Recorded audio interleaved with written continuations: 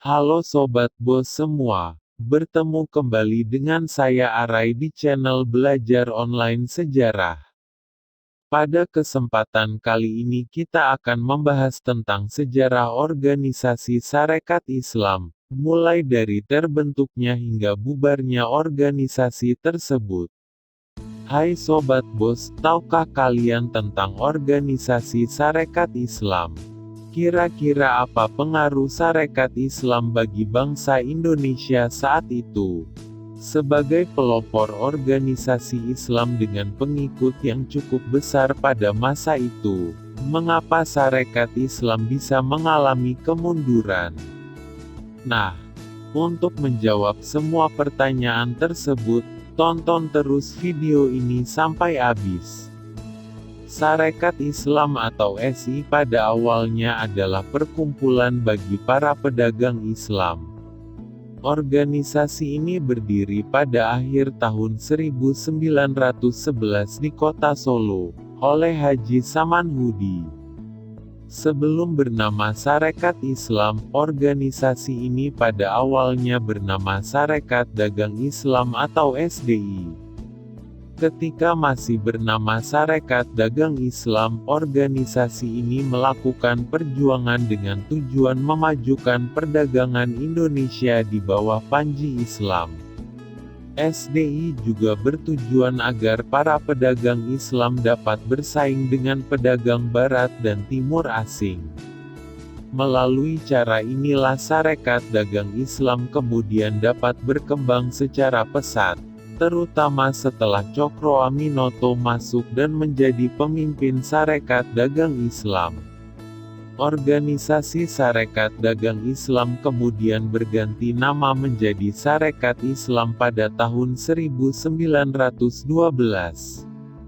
Ternyata setelah berganti nama, organisasi ini memiliki pengaruh politik yang besar dan perkembangannya semakin pesat. Setelah berganti nama, tujuan Sarekat Islam juga mengalami pergeseran. Jika semula hanya berfokus untuk memajukan perdagangan umat Islam, kini Sarekat Islam bertujuan untuk mencapai kemajuan rakyat atas dasar persaudaraan dan persatuan. Keanggotaan Sarekat Islam juga tidak hanya sebatas pedagang Muslim saja, melainkan terbuka untuk setiap lapisan masyarakat yang beragama Islam. Kehadiran Sarekat Islam dengan cita-citanya saat itu mendapatkan sambutan yang luar biasa dari masyarakat. Hal ini membuat pengaruh Sarekat Islam semakin meluas. Situasi ini mendapatkan perhatian yang serius dari pemerintah kolonial Belanda ketika itu. Perkembangan Sarekat Islam yang semakin pesat membuat Gubernur Jenderal Hindia Belanda saat itu merasa khawatir. Bentuk kekhawatiran Belanda berujung pada penolakan terhadap Sarekat Islam saat mengajukan badan hukum. Tetapi di sisi lain, Belanda juga tidak membubarkan Sarekat Islam saat itu. Meskipun pengajuan badan hukum oleh Sarekat Islam Pusat ditolak, namun pemerintah kolonial Belanda masih memberikan badan hukum, khususnya untuk beberapa cabang Sarekat Islam di daerah yang dianggap tidak membahayakan bagi Belanda. Perjuangan Sarekat Islam Pusat atau Sentral SI dalam memperoleh badan hukum ternyata tidak sia-sia.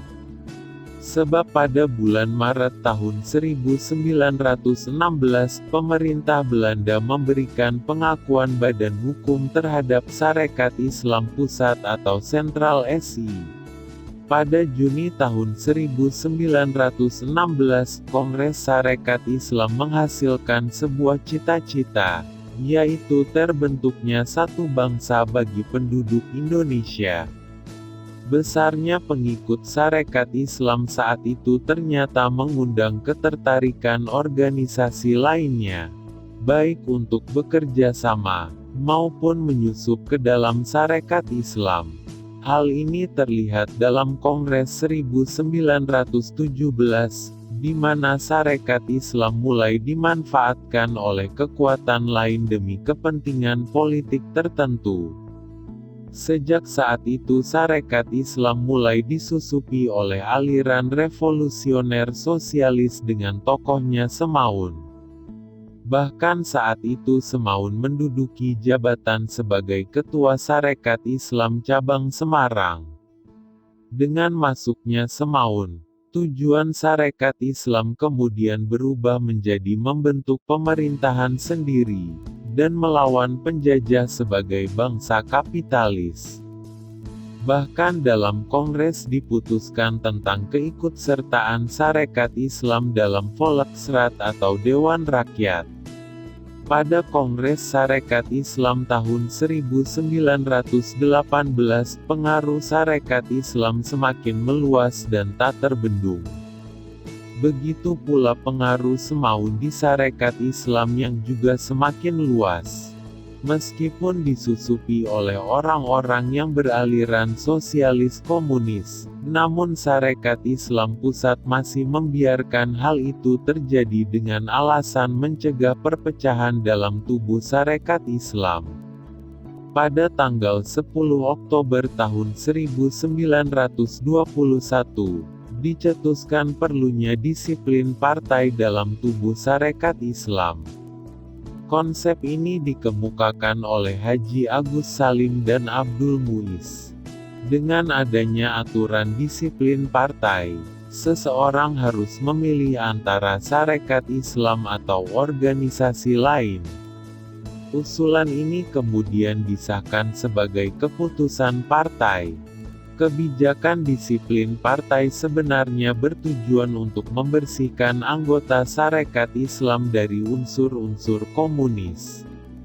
Dengan keputusan tersebut, seseorang tidak mungkin menjadi anggota Sarekat Islam sekaligus menjadi anggota PKI.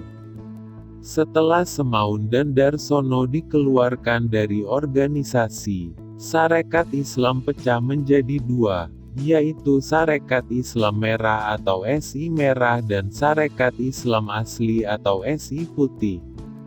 SI Merah yang dipimpin oleh Semaun berpusat di Semarang, dan berlandaskan komunis. Adapun SI Putih dipimpin oleh Cokro Aminoto, dan berlandaskan Islam. Dalam perkembangan selanjutnya Sarekat Islam berganti nama menjadi Partai Sarekat Islam atau PSI, sedangkan SI Merah menjadi Sarekat Rakyat, yang kemudian menjadi organisasi di bawah naungan PKI. Kongres Partai Sarekat Islam pada tahun 1927, menyatakan bahwa tujuan perjuangan mereka adalah mencapai kemerdekaan nasional. Untuk menunjukkan perjuangan kebangsaan Indonesia, maka nama Partai Sarekat Islam diubah menjadi Partai Sarekat Islam Indonesia atau PSI. Kemunduran partai ini disebabkan oleh keragaman cara pandang para elit partai yang ada di dalamnya. Oleh sebab itu PSI pecah menjadi beberapa kelompok partai politik. Perpecahan inilah yang pada akhirnya melemahkan PSI dalam perjuangan selanjutnya hingga akhirnya bubar. Nah Sobat Bos, itulah penjelasan tentang sejarah organisasi Sarekat Islam, mulai dari terbentuknya hingga bubarnya organisasi tersebut. Semoga video ini dapat bermanfaat bagi kalian semua. Sampai bertemu kembali di video-video berikutnya. Ayo buat kalian yang belum subscribe, dukung terus channel ini dengan klik tombol subscribe. Agar channel ini dapat berkembang, dan terus memberikan informasi sejarah buat kalian. Sehat selalu untuk kalian semua Sobat Bos. Terima kasih.